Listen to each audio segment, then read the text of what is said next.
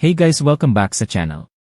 Kung bago ka pa lang dito, huwag mong kalimutan mag-subscribe kasi dito, mga kwentong parang totoo pero hindi dapat nangyayari ang pinapakinggan natin.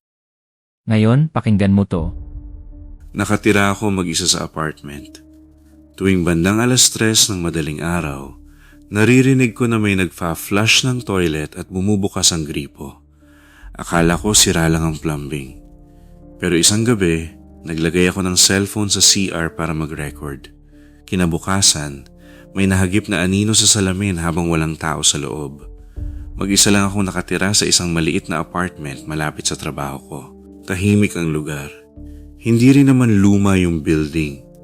Kaya noong una kong marinig yung pagfa-flush ng toilet tuwing 3:00 ng madaling araw, hindi ko agad pinansin. Akala ko galing sa katabing unit.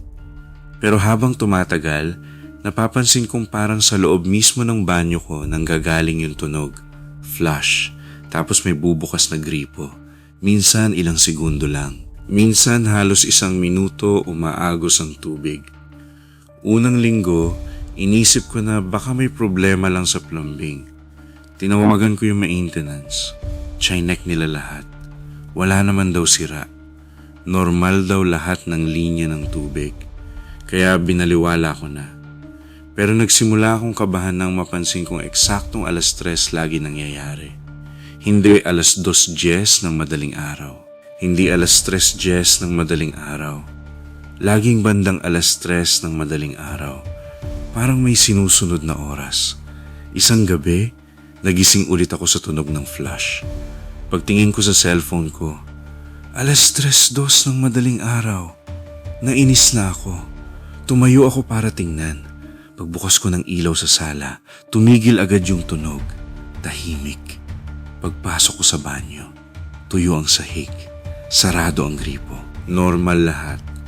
Parang wala namang nangyari. Doon ako nagsimulang kabahan. Makalipas ang ilang araw, naisip ko mag-record. May luma akong cellphone. Nilagay ko sa ibabaw ng cabinet sa CR bago ako matulog. Nakaharap sa salamin.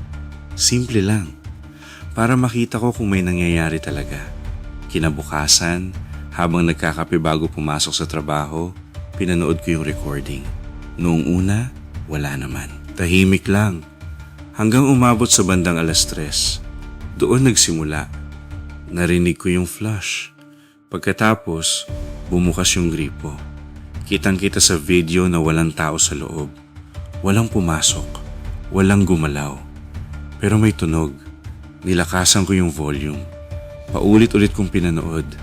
At doon ko napansin, sa salamin, may dumaan na parang anino sa likod ng kamera. Mabilis lang, halos 1 segundo. Parang refleksyon ng isang taong nakatayo sa pintuan. Pero imposible. Dahil kung may tao doon, dapat nahagip mismo ng kamera.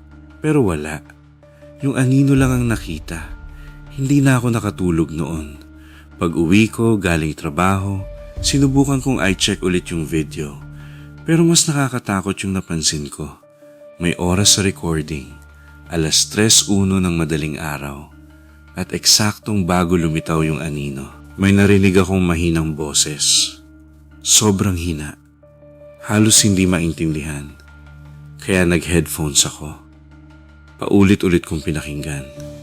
At pagkatapos ng ilang beses, may 2 salita akong narinig. Tapos na. Kinabukasan, kinausap ko yung landlord.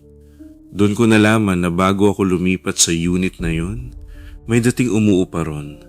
Mag-isa rin daw. At madalas daw magkulong sa banyo. Isang araw, natagpuan na lang siyang patay sa loob nito.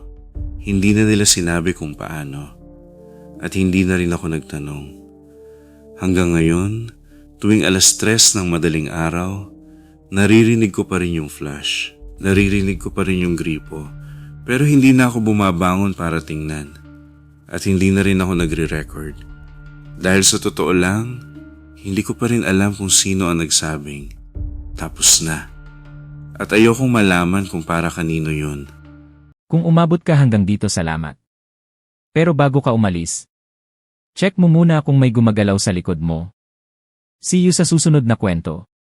Dito lang sa kwento sa Kangitngitan.